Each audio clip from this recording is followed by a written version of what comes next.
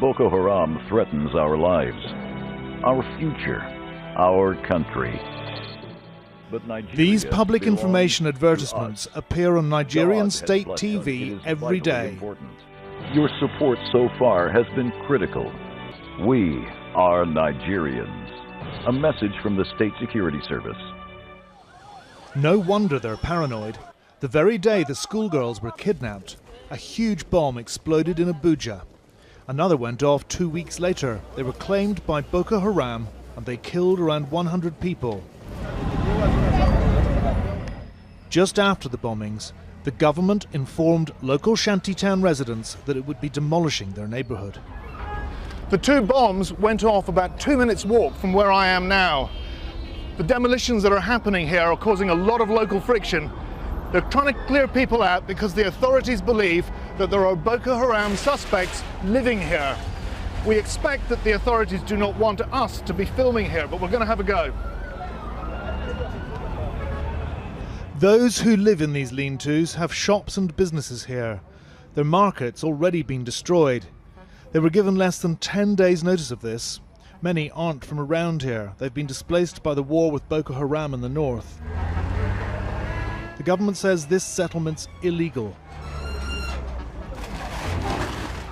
And the evictions and demolitions are part of a general clean-up. Nothing to do with Nigeria's war against terror.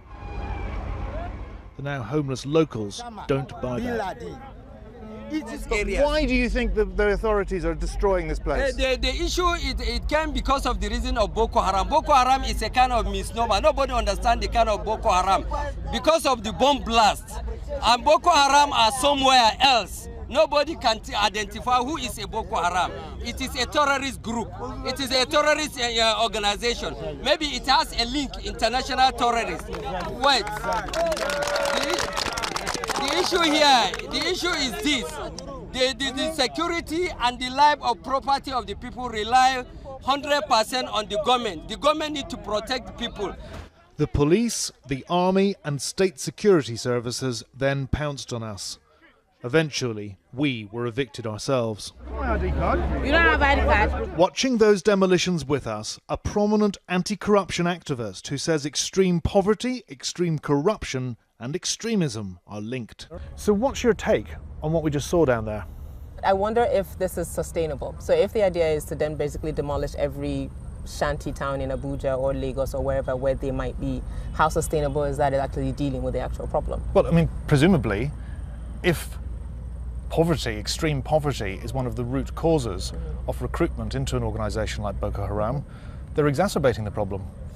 If poverty is the root cause, or the supposed root cause that we're talking, what are the concrete steps around dealing with those issues? So we're losing bleeding money, yet we're saying poverty is a problem, and poverty is an extreme cause of insurgency or terrorism. Those things are connected. The buck stops with Goodluck Jonathan, Nigeria's president. Tomorrow he's to visit Chibok, the village from which the girls were abducted. He has ruled out a prisoner swap as demanded by the leader of Boko Haram. Most of the girls who appeared in Tuesday's video have now been identified. Kidnappings like church burnings and bombings have long been a hallmark of this brutal, anarchic group of jihadis. Hannah, who's 19, was abducted and enslaved by Boko Haram last July. They forced her to cook for them, but gave her only scraps. They wanted to marry her off to one of their fighters, but after 3 months, she escaped. She remains deeply traumatized. They started beating me as soon as they took me, demanding I convert to Islam. I refused. Even after a week, I insisted I would not convert. Then they tied a rope around my neck and pulled me to the ground. They kept telling me they would slaughter me. The schoolgirls kidnapped didn't come out of the blue. Nigeria's official National Human Rights Commission warned the government a year ago of the alarming rise in the abduction of women and children by Boko Haram. We came up across evidence of a pattern of abductions that went back at least, probably sometimes, some of the incidents as far back as 2011, but certainly it had become a clear pattern by late 2012 into 2013.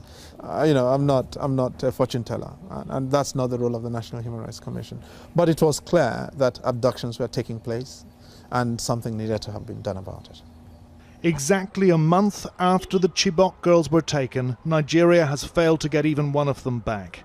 The girls' plight is now waking Nigerians to their government's ultimate failure to protect its own people.